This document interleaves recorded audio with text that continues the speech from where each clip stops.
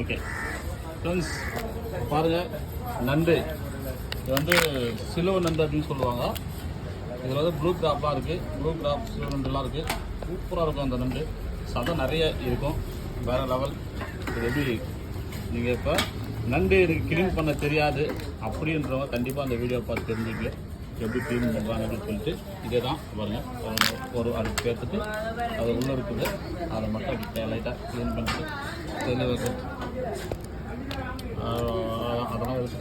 அப்படியே நம்ம முழுசாகவும் போட்டுக்கலாம், இல்லை அப்படியே ரெண்டாக கட் பண்ணலாம். பெருசாக இருந்தால் ரெண்டாக கட் பண்ணிடலாம், சின்னதாக இருந்தால் முழுசாக போடலாம்.